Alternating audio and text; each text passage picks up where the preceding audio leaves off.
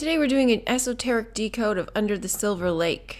Under the Silver Lake is a multi-layered, nuanced noir that simultaneously pays homage to the films from old Hollywood while criticizing modern Hollywood for its shallow, degrading, dehumanizing treatment of its talent. This esoteric breakdown of the film does include spoilers. The story follows Sam, a 33-year-old, down-and-out, unemployed, soon-to-be homeless, likely former actor who is depressed after losing his girlfriend and his job. Not much is said about either, but hints are made. Sam wallows in self-pity, drinking all day, jerking off, spying on women, objectifying women, having sex with women like they are playthings, not people, playing classic Nintendo, and decoding Vanna White's head nods. He disrespects women, including his mother. He beats up children and barely showers. Sam shows little to no interest in women, except for women who show little to no interest in him, which is why he expects his ex-girlfriend to come back to him despite doing nothing to win back her affections, and why he feels entitled to follow his neighbor Sarah, whom he only met once. The story is about Sam following clues that lead him to find Sarah, who has disappeared in a fake Hollywood death, along with a man named Jefferson Sevens. This film gained cult-like popularity with the conspiracy theory crowd for its embedded codes. After it screened at festivals, it was released on video on demand, which was an unusual move. No one has explained why, but it's obvious to me that it was because the filmmaker wanted the viewer to be able to study the film in detail, noting the hidden codes. This film isn't so much a movie for our entertainment, but a message for those who can see. It literally tells us this within the film. Under the Silver Lake speaks simultaneously to at least 4 different audiences, as it can be interpreted in a multitude of ways due to the viewer's perception. This is Under the Silver Lake's brilliance and what makes it so compelling. It's also the reason I think there's something else going on with this film, which I will address later. The top layer of the film is the superficial interpretation that it's a weird film making fun of conspiracy theorists, loaded with codes that ultimately lead nowhere, pointing out the meaninglessness of life. Those who dig deeper will see that this meaninglessness actually points to something meaningful. That if you do not take control of your life, someone else will control it for you. You will be led by subliminal messages, obsess over pointless material things, and throw away anything of value in your material life. You should be focused on building a life. Conspiracy theorists and those on the fringe will dive into the numerous pointless codes, thinking they're getting somewhere and going to find something others didn't see, proving they, like Sam, are able to see something more than most people.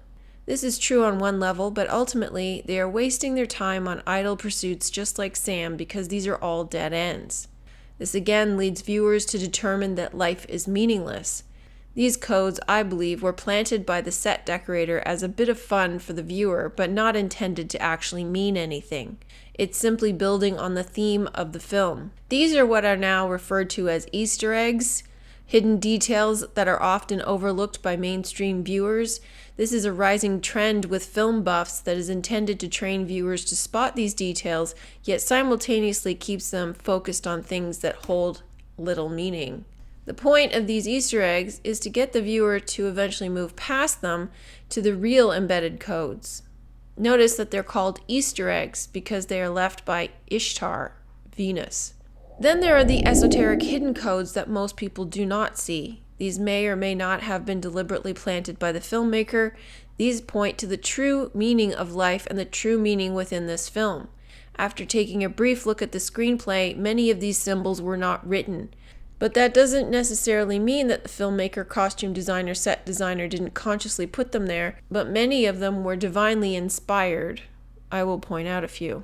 What creeped me out about this movie is how dreamlike it was, and it kind of stays with you because that's why it was written. That's how it was written. That's how it was made. It's as if this movie is written to reach people who see, as a sort of, in a sense, as a cautionary tale for some people, but because if you see and you don't do the work, you're not going to ascend. So if you're living in the carnal mind, you're not going to ascend. If you are able to see, It had an eerie, uncanny way of tapping into what the world looks like when you do see. Like the billboard said, I can see clearly now. It feels like a dream or a movie, and all of these things sort of meld into one another and don't seem real. Because once you are able to see, life does feel like a dream or a movie, and everything that previously seemed random, you now know actually had divine purpose in leading you to find your inner light. The connections between the media and real life become more apparent, and the lines blur because you see the game, the script. After analyzing this film, there's too much in it for it to have been man-made. When you see the scene with the songwriter, consider how he produces music and apply that to this film in order to understand what I am saying here. This is what I was referring to at the opening of this video when I said there's something else going on in the making of this film. I'm going to delve a little bit into the meaning of Silver Lake. Silver Lake is the mirror. Everything in Sam's life is mirrored back to him from the media he consumes, which is why his life is a movie. Mirrors are created by lining glass with mercury, quicksilver. Mercury is the messenger of the gods. That is why Sam is in Hollywood and finds codes in media. The Silver Lake is also the silver screen. The film takes place in Hollywood. It's about the people in Hollywood, and Sam's life is playing out like the movies he consumes.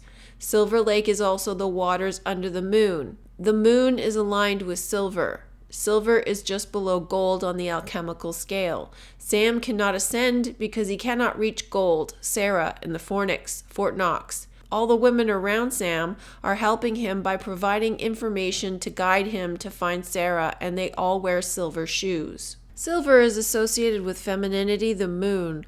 Water represents truth and emotions, also connected with the moon. The moon represents the mother, matrix, the entrance into the physical world, so it also has a negative connotation of devouring as it draws in energy. This is why the film has a recurring theme of the dog killer. The opening image is that of a cafe window that has "Beware the Dog Killer" written on it. So as we are inside the store, it appears to be backwards to us. Because the writing is backwards, that's indicating the inversion of this place. There's a woman wearing a Doors t-shirt standing in front of the letter D for dog, trying to wash it off. The window represents a divider, a barrier. This is the arachnoid. The woman represents the door, Delta. In order to access the divine feminine, one must enter into Delta in meditation and merge the opposites with love. An anagram of the sign is "We are really the God."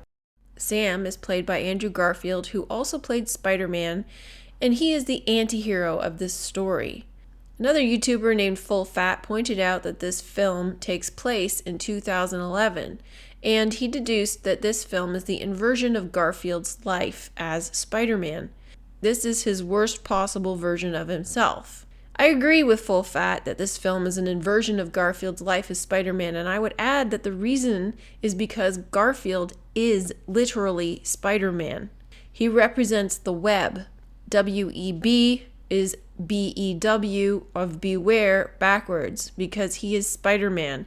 Spider-Man represents the arachnoid of the brain that separates the pia mater from the dura mater. This is why Sam is caught between the older woman and the younger women. It also represents the veil or the web of the electromagnetic torus field surrounding this realm we live in, which is both red and blue, hence Spider-Man being both red and blue. In the Spider-Man series, he is the hero, the good version of himself, so he's in the blue. But here, he's in the red, playing the bad version of himself. In this shot, Sam stands before the sign on the window, right in the center, blocking out certain letters so that behind him it reads Era Web Red, because this story is about Garfield's life in the Red Web era. This part was not written in the screenplay. Also, a symbol of Garfield's Spider-Man web personification is the XX of the IXXI, shown as a pattern on the left wall. This is a symbol that follows him around because it is who he is and he manifests it. You will notice this whenever you see the cube or diamond pattern behind him. He's caught in his own web. Garfield is surrounded by women, and these women seem to show up in threes throughout the film. In the film, they refer to them as the Trinity of Women. Sam picks up a copy of LA Weekly. This film is set in Los Angeles because it is the city of angels. The LA is the EL. It is also set in Hollywood because all the world's a stage that is run out of Hollywood, but it also represents the place that most emphasizes the material dream. Beautiful women are abused and demeaned, treated as objects and discarded. Men are also objectified. And as one Reddit commenter pointed out, Garfield himself is often pictured naked, although I would argue Garfield is not physically appealing, so it's more like a degrading exposure. Hollywood also manufactures dreams, inspiring people with impossible ideals that are an illusion. It's the epitome of the worst and the best of what the world has to offer. On the cover of the magazine is the band called Jesus and the Brides of Dracula. 3 brides represent the Trinity, and Jesus represents the physical image of Jesus, the hollow, meaningless icon. It says resurrected or never dead, which is what this film is about underneath the surface if you have eyes to see and ears to hear. It is also the primary purpose as to why we are here in this world. We are here to solve a murder, the murder of Jesus and the disappearance of his girlfriend. Jesus isn't dead, he's hiding in the lower mind. It seems as if Sam is in a noir film. Sam's life is very dreamlike, and he seems to manifest experiences and people that fit the noir film theme, some of which go nowhere, leading some viewers to think that Sam may have schizophrenia. But what normies don't realize is that we are all living in a movie. There's the greater collective movie and an individual series of movies. This is the dream within a dream. For Sam, his life reflects the movies from old Hollywood, especially those represented as posters hanging on his apartment walls. Rear Window, he sits on his balcony watching his neighbors.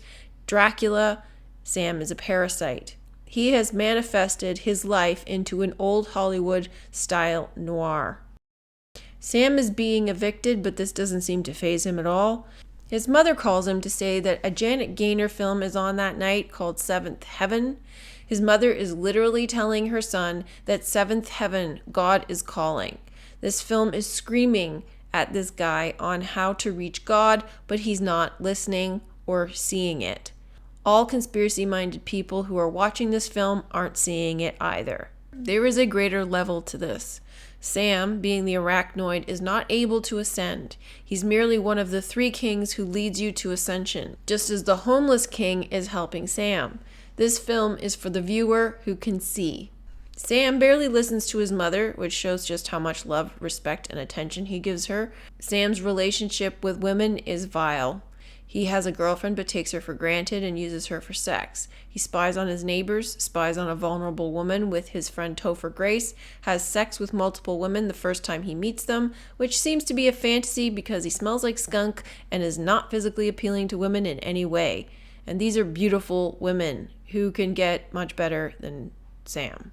One of his neighbors is an older woman closer to his own age of 33. Of course, Sam is 33 because that signifies the Christ path rising up the spine.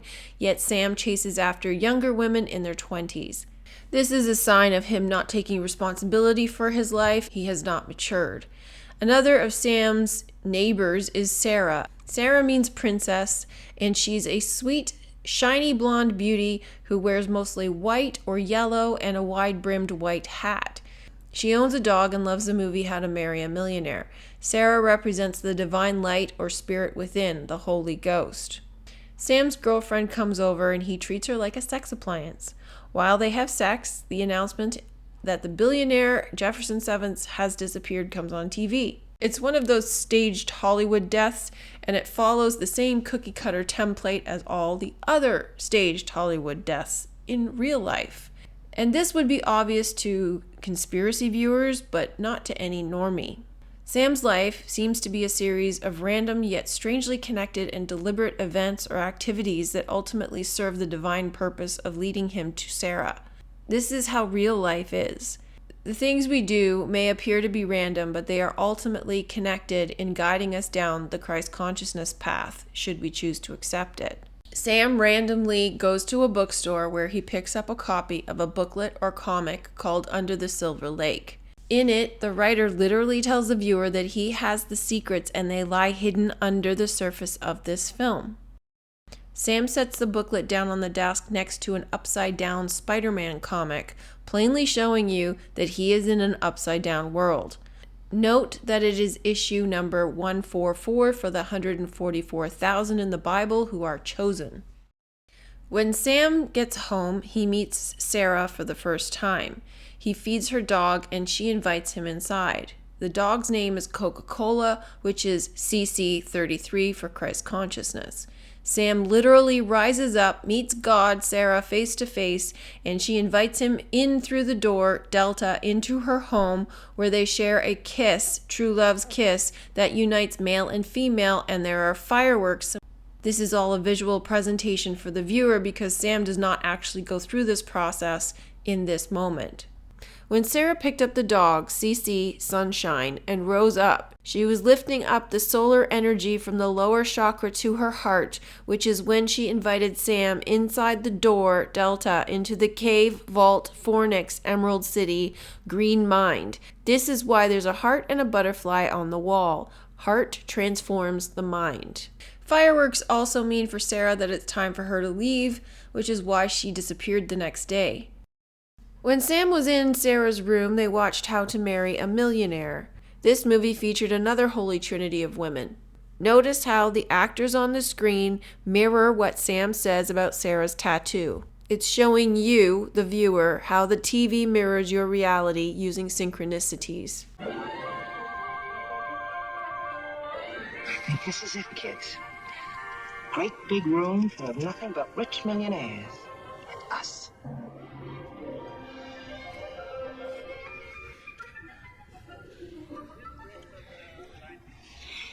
Do you like my tattoo? Is that real? No, it's temporary. From a pack of gum. No, thank God for temporary. Like that? Come see, come saw. That guy's really the end of the line. Still think he's kind of cute. Oh, is he? Every single time they encounter some screen activity, they are basically showing you that the screen is talking about the viewer. That as well is a subtle indicator to point at A, schizophrenia, or B, being able to see through the veil and telling you the truth that the TV talks to you or about the viewer. Silver Lake and the east side of Los Angeles were originally built around the silent film studios. Back then the area was known as Edendale.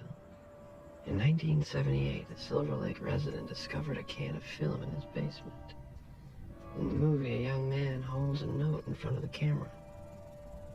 It reads, "No one will ever be happy here until all the dogs are dead." He then shoots himself in the head with a pistol. The man was an inspiring actor who saw himself as the next Douglas Fairbanks. He was said to have been jealous of animals, specifically citing a deep contempt for Teddy the Wonder Dog. He resented the dog's success and blamed all dogs for his failed life. This author believes the suicide of this obscure and failed actor might be the origin or impetus for the modern-day dog killer. Teddy, which is short for Theodore or Dorothy, is God's door. Another indicator to the woman at the start of the film wearing the Doors t-shirt standing behind the letter D in dog. D is heart, Delta. Sam wakes up from a dream with his hand stuck to a Spider-Man comic because he literally cannot escape who he is. On the television is a black and white TV show, and it says, "Why don't you take the dog to the pound?" And then another character says that if the owner doesn't pick it up, it gets gassed. This episode also plays in the background at the end of the film in the cave. Every clip that is played on screen is talking about the viewer. Stray dogs get gassed. Sam is a stray dog. This is a reference to reincarnation. Sam discovers that Sarah is gone and finds a hobo symbol on the wall meaning stay quiet. The symbol looks like a fragment of the XX within IXXI, an inversion of the Freemasonic square and compass symbol. This is another indicator of the inversion. The symbol was meant for Sam. Instead of letting it go, Sam looks for Sarah. Many mainstreamers are of the opinion that Sam's obsession with Sarah is due to his lack of substance in his life, so he becomes a plaything of the devil. This isn't quite true. Sam is following his curiosity, as we must follow ours in order to find our princess. Sam follows Sarah's friends to a purgatory party where he meets Balloon Girl. I discussed this film with a friend of mine, and she pointed a few things out, which I will mention in this video. One of the things that she pointed out was that Sam was given a pin, but he chose not to pop her balloons because he didn't want to burst his red bubble. This represents his little misery cycle. He is literally living in purgatory. This was where a woman said, all these holy trinities of women, thriving like plants under the heat of the city's male gaze. 333. 3 threes is 9. While at the party, Sam discovers that Jefferson Seven's body was found in a burned car. His daughter Millicent just happens to be at the party at that time. Sam gets sprayed by a skunk when he gets home, and he stinks the entire duration of the film. My friend pointed out that skunks represent black and white duality, so he was marked by the duality. What I also found interesting was that aside from the homeless king, only women smelled the skunk on him. And yet that still didn't deter them from sleeping with him. Sam finds out that Sarah was killed in the car with 2 other prostitutes. I mentioned in my Olivia video that prostitutes symbolize having nothing to hide, which means being pure of heart. Sarah is the princess that he's trying to rescue, his divine light within, spirit, while the other 2 girls are the 2 witnesses, the olivary glands, the 2 lampstands in the brain. This is why every man must be partnered with the holy trinity of women in the tomb in order to ascend. The owl's kiss claims that a woman, naked but for an owl's mask, kills men and women in their sleep. It is later revealed that she literally does this. If you do not awaken, you kiss the owl, meaning you reincarnate. So you are too infatuated, too connected, too in love with the material. When we reincarnate, it is said that we cycle through the moon. The owl signifies the Taurus field. Sam's sex friend says she can't believe how many celebrities have died recently, showing that she's more aware than he is. My friend pointed this out, that all the women are more aware than he is. Sam tells her that he decodes Vanna White and believes there are hidden codes in all media that is planted for those in the know, namely the elite. That are meant for only them and not for us. I think it's fucking ridiculous to assume that media has just one purpose. Yeah. Oh, you think that's weird? The way in which he explains it, though, makes him look crazy, and it scares her. He realizes that she thinks it's weird and knows that he cannot talk to her about it. So his brief glimpse into intimacy is taken away, and Sam is back in his cocoon of conspiracy land, knowing that he cannot connect with anyone on any real level. Sam follows a girl who is headed to an audition. He ends up at an X intersection of the streets Garden and Vesalic Avenue, both number 4000. This represents X marks the spot, the Garden of Eden. Vesalic is the dead body or Jesus on the cross. Die to the physical and you're resurrected. 4 is the heart center. The women all wear red and blue, short, tight outfits. The red and the blue represents the duality of the Bible, the double torus field of electromagnetism. They represent the lure of the physical world. The address of the house is 1010, or XX of the IXXI, the web. Sam stops at the "Beware of the Dog Killer" written on the ground in the middle of the road, where 3 women stand on the outside, but Sam's shadow cuts the words in 2. On one side are the letters BOD, Brides of Dracula, the 3 women. Notice they're wearing silver shoes. While he's there, a tow truck takes his car away. The tow truck is red and blue and called Mid Valley, which represents the middle pillar. The license plate is BR97783, which reduces to 2588. 25 represents Omega, the end, the head, and 88 is the Lion's Gate, Right at the exit for the Golden Gate Freeway, number 5 is Venus, Sam sees the billboard with his ex-girlfriend on it that says, "I see clearly now." Sam walks to the artist's house, the artist of the comic, who turns out to be a crazy conspiracy theorist. On the wall are a series of plaster masks of celebrities, and he happens to point out that one of them is Johnny Depp, right next to Grace Kelly. Now, as you may know, I have been doing a detailed analysis of Johnny Depp's life as portrayed on screen, and the fact that this film calls attention to Johnny Depp is not by any coincidence. They discuss how they believe there are hidden messages in everything, and there are codes planted for specific people who can see. Truth in plain sight. Take a look. That's the sign of the owl's kiss, right there, on every dollar bill in this country. With every transaction, we enter a pact to live by her law. Any household that eats, lives, or trades under her eyes is subject to her jurisdiction.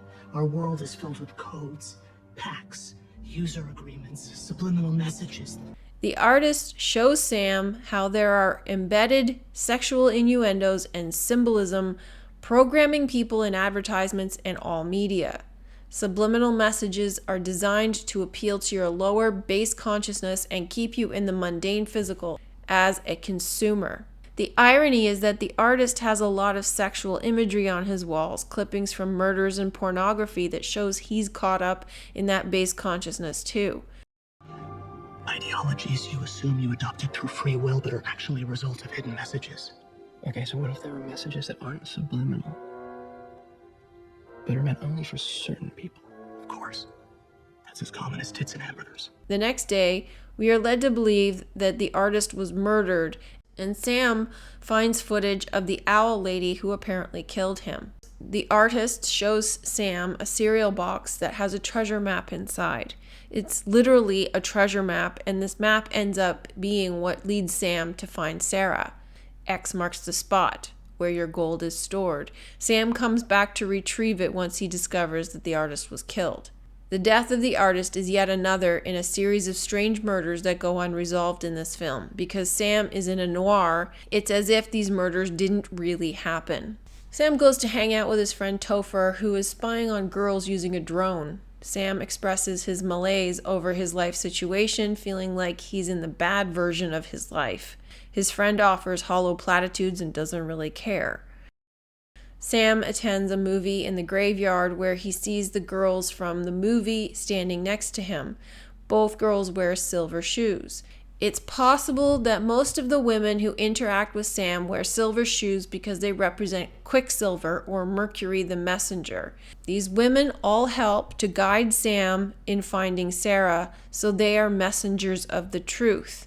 Dorothy in The Wizard of Oz, the book version, wore silver shoes on the yellow brick road because Silver Messenger helped guide her along the path to the Emerald City, where she met God face to face and realized she had the power within her to return home, and the power was in her shoes. The shoes are often symbolic for soul. The seat of the soul is the pineal gland. Sam follows external guidance of these women, constantly asking them for help. They stand on either side of a guy wearing an Indian costume. India means in between the two hemispheres of the brain. A limo comes for them, and inside is a pirate. The pirate is the one-eyed god who gets the gold. Sam attends a party in the cemetery where he runs into Balloon Girl. She takes him downstairs to the Crypt Club, CC, where they're having a retro 90s night. The song playing as they enter is Brimful of Asher on the 45, and the lyrics are, "She's the one who keeps the dream alive," referring to the owl. 90s night and 45, both 9, indicating rise to 9 Christ consciousness. Sam asks her about the hidden codes in the song by Jesus and his brides, but Balloon Girl doesn't believe in it and says it's silly to waste your time on something that doesn't matter. Instead, she tempts him with sex. The dualistic aspect of women is the Madonna whore. On one hand, they are pure divine spirit. On the other, they tempt, lure, and seduce to maintain the material world. The next song in the Crypt Club was What's the Frequency, Kenneth by REM from the album Monster. The monster is the moon star, the beast system. She will devour you, the owl. The frequency is delta, the love frequency, heart frequency, 4. The final song that they play is I Could Never Be Your Woman, meaning that Sam will never unite with Sarah, the divine feminine within him. Sam passed out in the graveyard after chasing the rabbit, one of Sarah's friends who was dressed in a faux fur coat. He gets a call from his mom saying that she taped the movie Seventh Heaven, and he's literally on Janet Gaynor's grave. Janet means Janus, the two-faced god. Sam then sees the billboard of his ex-girlfriend is still up, so he can still see. Sam plays Nintendo with Topher, who spouts more nonsense about how we crave mystery because everything has been discovered, but life is meaningless. Topher represents the voice of the nihilist. He has zero curiosity in life, doesn't care to find a deeper meaning. Topher is even lower than Sam. You notice how in this film all the men, aside from the ones who are ascending, seem to be pretty clueless. Sam tries to decode the song on the Jesus album. He orders a prostitute from an ad in the paper hoping to find Sarah, and it turns out that she's the actress from the film he saw in the graveyard, who is also wearing silver shoes. Seems all the actresses in Hollywood are prostitutes. But Sam isn't interested in sex this time. He just wants to find Sarah. She tells Sam she knew Sarah from a party where Sarah was in the middle of a glass cube wearing a black and white Dalmatian bikini. This is because Sarah is the light in the core of the cube, Sleeping Beauty, Snow White in the coffin. Sam breaks the code in the song. He comes up with rub Dean's head and wait under Newton, meaning to awaken the pineal gland in your own head and wait in the new town, the city of light, Luz, Bethel. But Sam takes this literally and goes to Griffith Observatory to literally rub James Dean's head and wait under Newton, Isaac Newton. A homeless king finds him and takes Sam to an underground tomb. As I said before, the homeless king is one of the lower 3 kings who is here to guide us to ascension, but he himself cannot ascend. Sam is one of these kings who is here to guide the viewer to ascension, which I will prove at the end of this video. On the way to the tomb, homeless man tells Sam that if he ever sees a coyote, he should follow it. So Sam doesn't find anything in the tomb, it's pretty much empty, but he climbs out of the tomb at a 45-degree angle into the light where he comes up in the back of a convenience store in the milk fridge. My friend said that this represents the tunnel in the Egyptian pyramid and he exits into the Milky Way, which I agree with. After discovering that the artist killed himself and he took the cereal box, Sam demands that his friend Alan take him to see Jesus. Alan takes Sam to a chess party so Sam can ask Jesus about the hidden messages in his song. Sam literally beats up Jesus in a toilet, but Jesus doesn't know anything. He didn't write his own songs. He was handed the songs by the songwriter. The ascension process of raising the Kundalini energy up the spine requires carrying the solar energy from the solar plexus to the pineal gland, yet here Sam is beating up Jesus, destroying the Christos oil. His behavior that he exhibits living in the lower mind destroys the oil. Jesus saying that he didn't write the lyrics to his own songs seems like a jab at the Bible because Jesus didn't write that either. This is a fake plastic Jesus, the physical form that people worship, not realizing that it's not going to save them. Sam gets the 3 girls from the party to show him the songwriter's house. This is a reenactment of The Wizard of Oz. Sam walks the winding path to the Emerald City, the mansion, where he finds the man who is secretly behind writing all the world's most popular songs throughout the course of history, including the TV theme songs. The songwriter shatters Sam's illusions of trends and musical genius, openly admitting that all songs, TV shows, contain hidden messages. He hides them away for the people who know they're there, but they aren't meant for the likes of Sam. This is a very important scene, and there are a lot of subtleties in this scene. Sam enters the room, and it's as if the old man is expecting him. Sam asks him about the codes. Then the old man, playing the piano endlessly as if he's compelled to, immediately starts telling him about the codes, but the way that he delivers his information is more like he's trying to tell the viewer than he's trying to tell Sam. I don't always worry what the message is. pass it along. I slip it between the notes, hide it away from people that know it's there. You're saying you've done this before? Codes? I wrote the music your dad grew up to. Half of what you sang along to as a kid, and I'm still doing it. The songwriter represents a non-physical entity that creates the grand performance for the world. He is not aware of the codes. He doesn't care for the codes. He serves the beast system, the illusion, and he does it all for money, the owl's kiss. You're telling me there's hidden messages in old pop songs? Movies, television shows, everything you know. The irony that the old man takes his talent for granted, whereas the masses worship and idolize these artists who are praised for their genius. And the old man likens his talent to blowing his nose on a Kleenex because it comes so easily to him because he isn't creating it. He laments that he doesn't have everything despite having everything material. I don't care what's fashionable or cool. It's all silly and it's all meaningless. I created so many of the things that you care about. This conversation started directly after Sam brought up Jefferson Sevens and the news. And he's telling Sam that he doesn't care about what's fashionable or trendy, referring to the news, because the news is also meaningless. He says he created so many of the things that you care about. At this point, he's talking to the viewer. He's looking directly into the camera. Songwriter is saying that the superficial stuff that he creates is meaningless. In telling this to Sam, it should translate into understanding that the meaning in life is hidden underneath. This is just like this movie.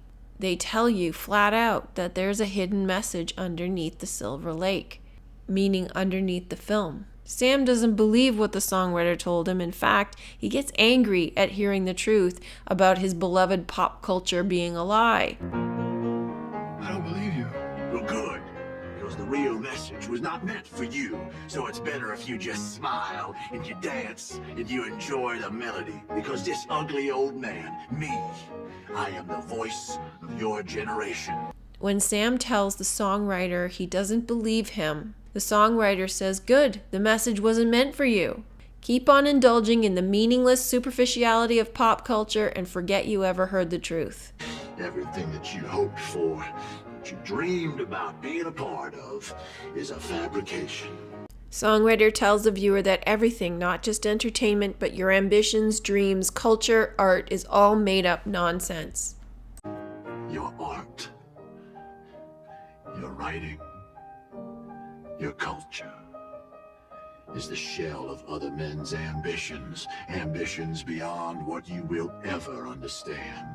Culture, art, is the shell of other men's ambitions, ambitions beyond what you will ever understand. This is a hint that Sam is missing out on something, and songwriter looks at the camera and laughs, indicating to the viewer that this is true of them also. You, the viewer, are being mocked, ridiculed, made a fool of for believing this bullshit is meaningful.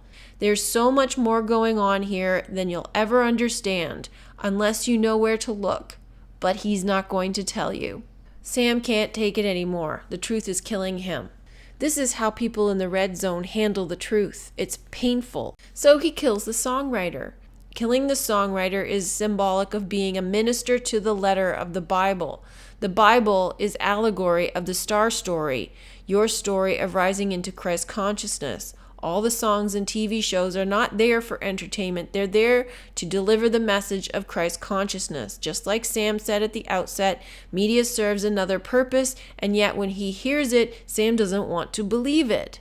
If you are a minister to the letter, you believe that the superficial meaning is literal. The murder of the songwriter doesn't seem real because Sam never has to deal with the repercussions, and yet Sam steals the old man's gun and wakes up with it later at home, so it seems to indicate that it actually happened.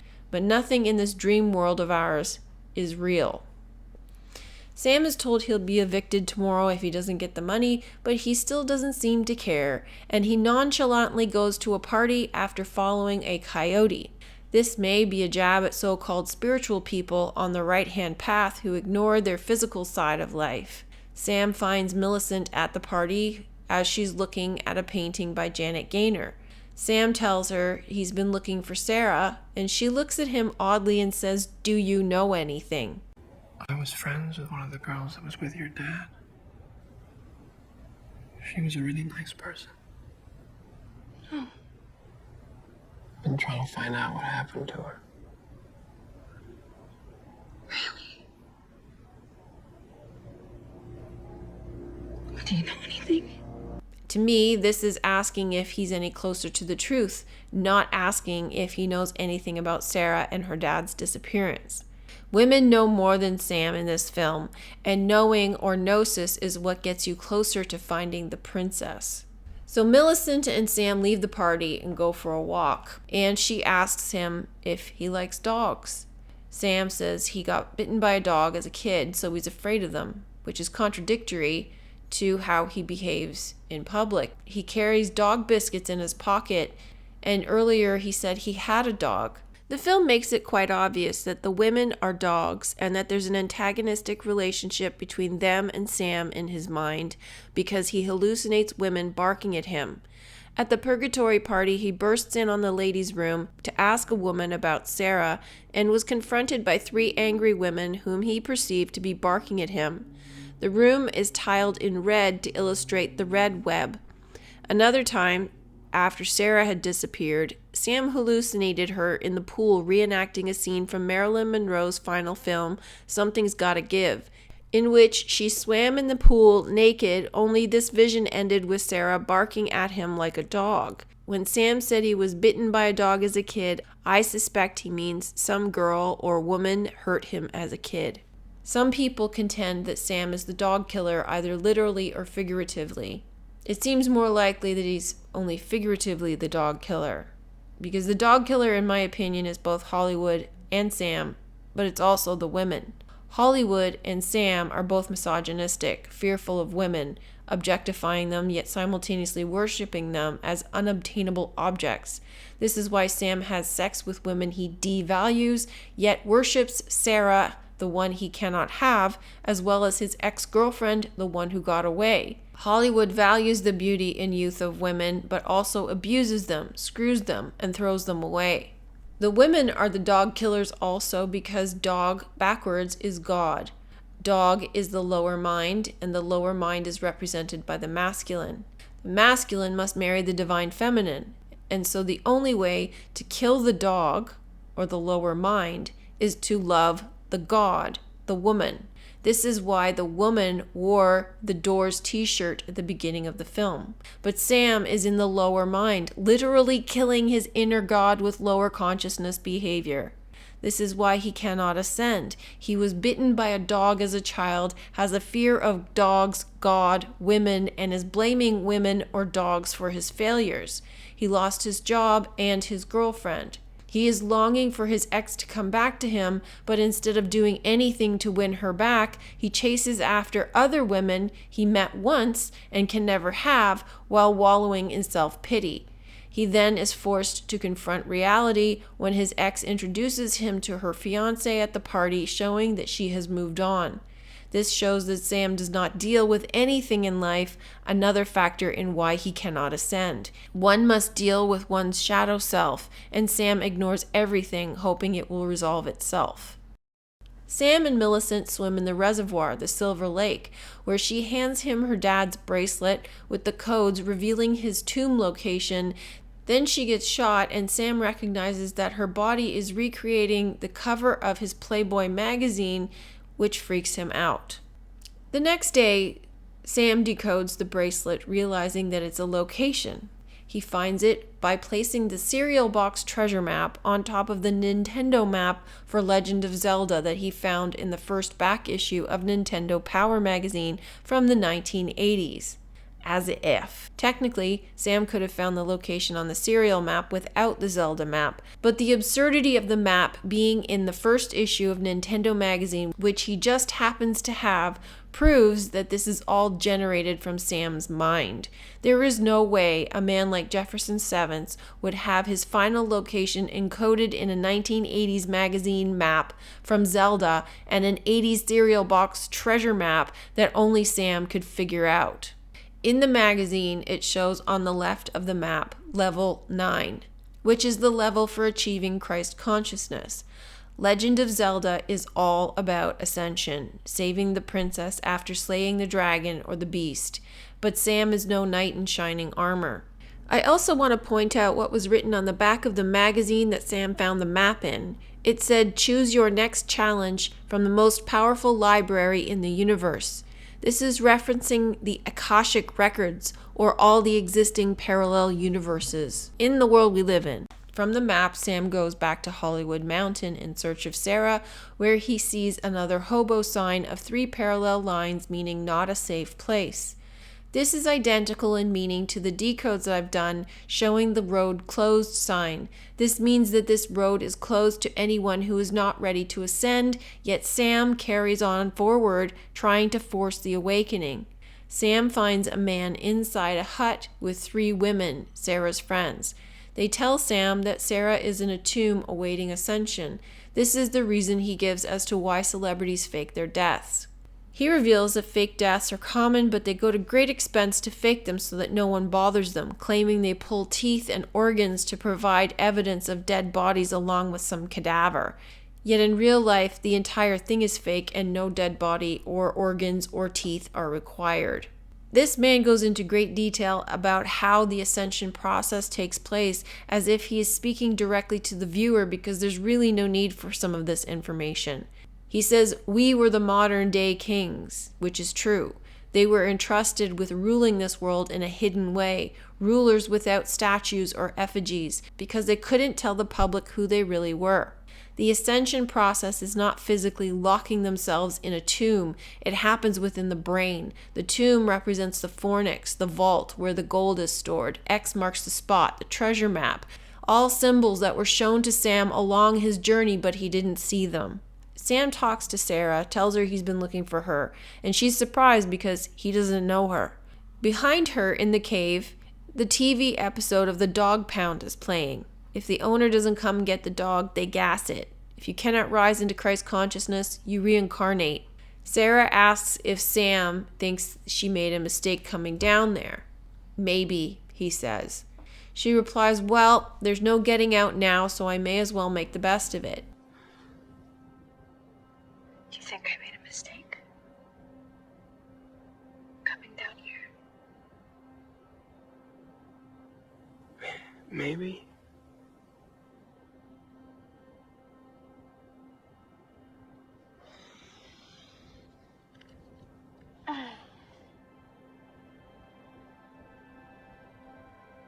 Well, there's no getting out now, so I may as well make the best of it.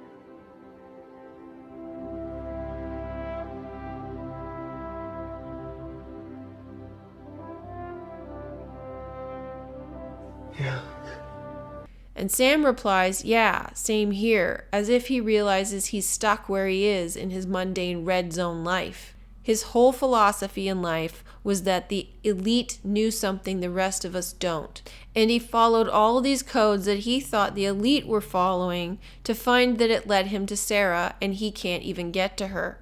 Some mainstreamers say that Sarah didn't want to be there, or that she was duped, likely because she asks Sam if he thinks she made a mistake.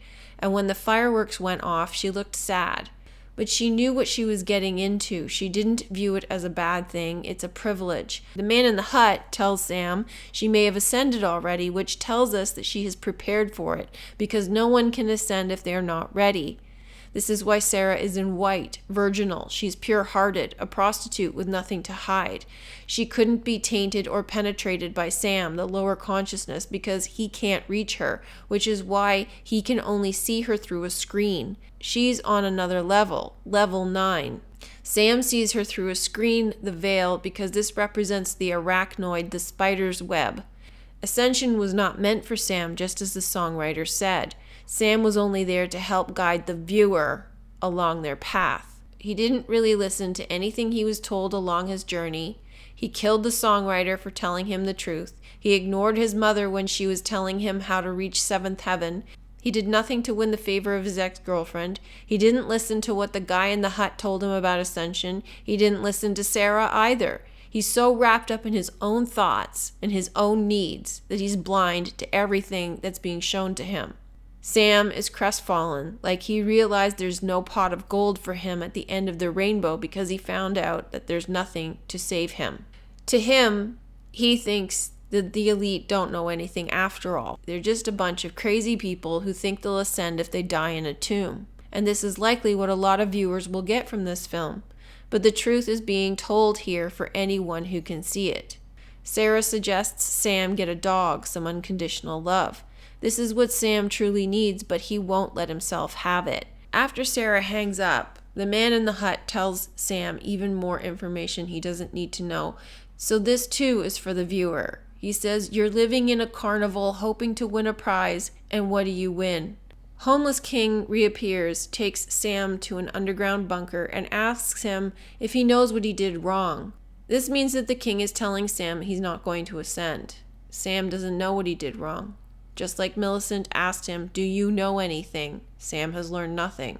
The king asks Sam why he has dog biscuits on him. Sam says he had a girl who had a dog. The king asks, "Did she stop loving you?" He says yes, and Sam cries, probably for the first time, which is the first moment in which Sam actually faced something real.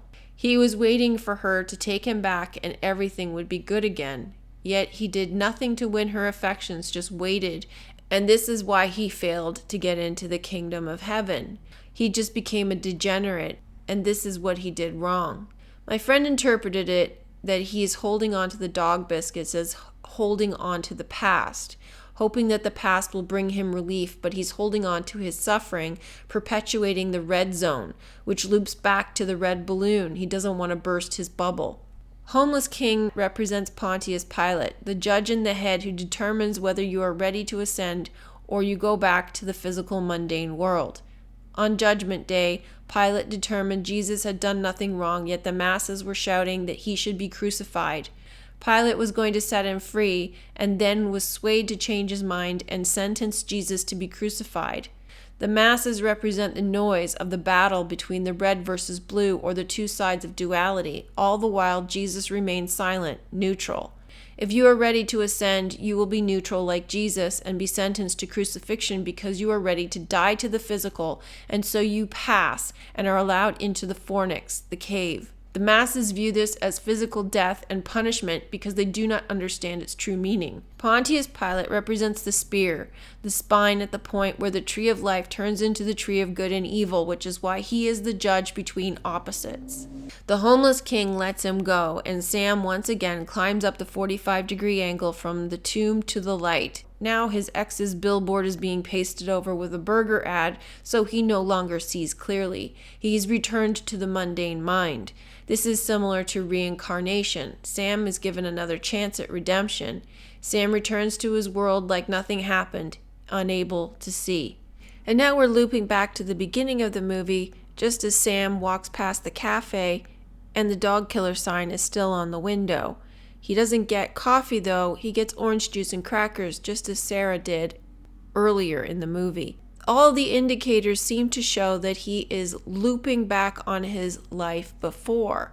So did it even happen? Sam returns home and he watches the Seventh Heaven movie his mother sent him. On the television it says, "I'm not used to being happy." His table is covered with books and magazines that reflect the story of his journey, his life reflected in the media, just as ours is. Did it really happen, or was it all in his head? What's the difference? The orange juice is on Jesus' head like a halo, and the TV says, "I'm afraid." Sam sees the older blonde woman and goes over to her and has sex with her. He is resigned to being in the material world. However, the one thing that has changed now is that he is sleeping with the older woman as opposed to the younger woman. But he still stinks. He goes onto the balcony where he now spies on his own apartment. Inversion. Sam sees into the window of his own place just like he did when he looked into Sarah's apartment when she disappeared. He's now being evicted. He will become a homeless king. And on the wall, just like in Sarah's apartment, there's a hobo sign that says, "Stay quiet." Sam smiles, happy. Then he looks at the camera as if to say, "This message is for you." If you like this video, please show your support for my channel. Like, share, subscribe, comment, contribute. Contributions over $15 will receive a link to the Johnny Depp Dark Shadows material, so please be sure to include your email address. Kindly visit my website, subscribe to my backup channels, join the Discord group. All links are in the description box below. Thanks for listening. Hope you're having a great day. Bye for now.